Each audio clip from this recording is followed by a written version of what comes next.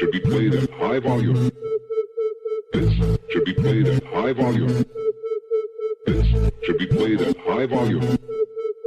Preferably in a residential area. The following thoughts on Happy Hour do not represent Cox Media Group or its sponsoring. Anything you hear may and will be used against you. Thank you. Voted as best local podcast in Tampa Bay by the Creative Loafing. You're listening to Happy Hour. What up? What's happening? This is Happy Hour. I am your host, Ryan Hoppy. And a lot of times I'll get DMs or tweets about people saying, can you promote my mixtape? Or can you promote my new novel if people even read anymore?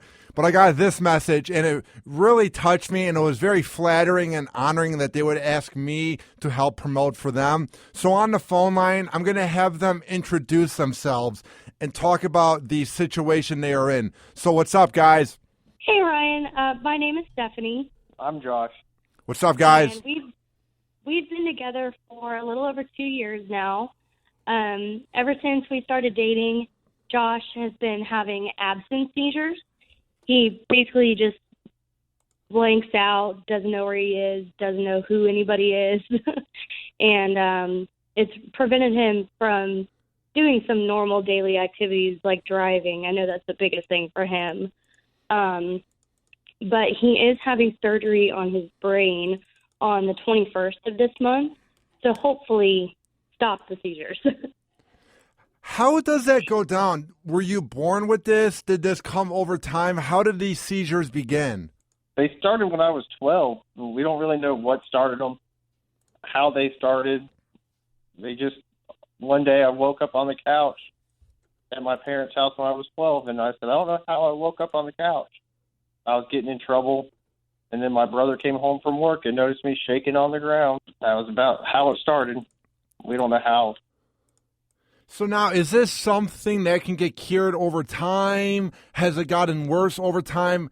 How have things been since that first day? Have they gotten worse over time? They have gotten a lot worse over time. They started out where they would just happen at night, and now they happen whenever. For whatever reason. I don't even know why they happen. So it can just happen out of nowhere, like you can just be walking down the block, or you can be at Walmart or watching TV, and it'll just happen randomly? Yes. It even happens when I'm at work, and I work in a grocery store. Now, how long does it last for? Is it for like 30 seconds, a minute? How long do these seizures last? They last anywhere between 30 seconds and 5 minutes. And when it's going on, does time even matter? Like, let's say it goes on for 20 seconds or it goes on for 4 minutes. Is it both equivalent where it just seems like it's never going to end? Yeah. I can't even tell you when I'm having them. Yeah, he doesn't really know when it's actually happening. We have to tell him after he kind of snaps back out of it, hey, you had a seizure. Oh, that's probably why I'm so tired now, because it takes a lot out of him whenever he has them. So when you're having a seizure, is it where you sort of blank out and you're not all there and maybe you don't even remember it happening? Yes. Mm-hmm, exactly. He doesn't know, where he is. He doesn't know who anybody is. He's called me a bunch of different names. He's called me Princess, Snow White. Soft Taco. Yeah, he's called me Soft Taco before. What? I don't know. So with this operation coming up, what can it help? Can it help cure it? Can it help prevent it and make things not as bad? What is it going to do for you? Hopefully it's going to prevent me from having further seizures. It's not going to cure it 100%. I'm still going to have to take medicine, but it should help prevent them.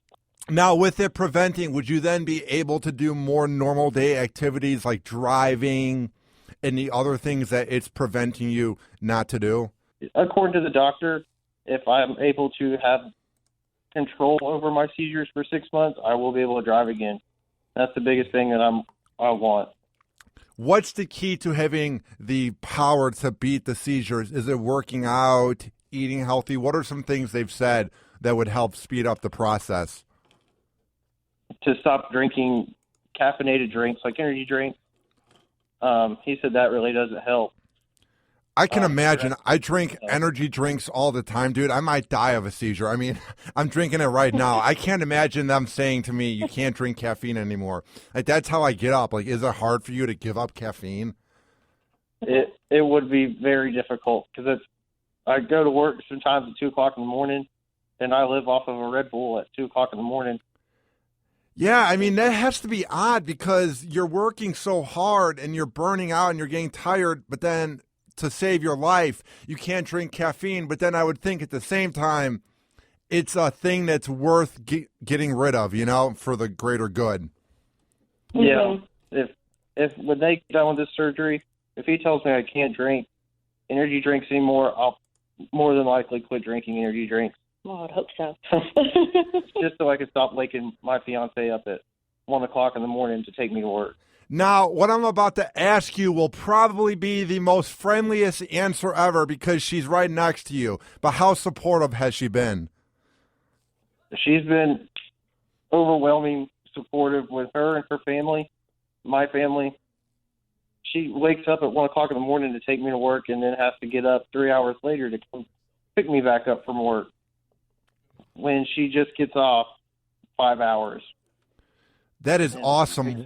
What is it about Josh that you fell in love with? What was it about him? His receding hairline. He does have one of those, but no, it just, honestly, we actually met online, and it just kind of worked out that we knew a lot of the same people through Publix, which is where we both work. And I don't know, it felt good talking to him, and I didn't expect anything, you know, obviously meeting for the first time, but I mean, just after we met and started talking, like, there was no awkward moments of silence or anything like that, and I was just very comfortable around him. Like, I could talk to him about anything. Now, I think that was the main thing for me. Josh, what was it about her that drew you in? Be nice. Everything. She was very beautiful when I met her. She's still very beautiful now. Her friends, even though she doesn't like me, I could talk with her friends. She's just a very awesome person altogether. I can talk to her for hours and hours and hours and complain about everything, and she would just listen. That's awesome, man. I feel like your relationship is what's keeping you going and is the reason why you're going to beat this. You know what I mean? I get a really positive and energetic vibe from you two. Thank you. No, thank you. That's awesome. Surprised we're energetic. Yeah. So now, with this operation that's coming up, how can people donate and how can they support you online? We do have a GoFundMe page up. It's GoFundMe.com/Josh's brain surgery. All right. And that is, you know, everything from that is going towards his medical bills. He does already owe Tampa General some money because they had to do testing on his brain first to see, you know, where it was actually coming from. So everything is going towards that, hands down. So I will be sure to tweet it out. Now, there's a good chance of you beating this, right? Because I'm really rooting for you because I'm so flattered that you guys would ask me to help promote it for you guys, you know? No, yeah, we definitely appreciate it. You know, any way that we can get the word out, even like, you know, telling our story can help somebody else too, you know? I mean, from what we've read online, and my mom actually told me today about somebody who has the same condition as he does, and she had the same procedure done, and she's living a normal life. She's driving. She just had a baby. She has a full-time job, you know, so everything's normal for her. So that definitely, you know, makes it better on our end and what we're worried about, and, you know, definitely hoping for the best for it. So, well, one more time, how can people donate so that we can help out Josh and he can kick this cancer's ass? yeah, it's GoFundMe.com/Josh's brain surgery. Also, like, if anybody wants to find me on Facebook or anything, you guys can. So, well, guys, I'll be sure to tweet it out at Ryan Hoppy Radio, and I'll put it on my Facebook. And I saw that you guys added me, so I'll be sure to tag you in it so all your friends see it.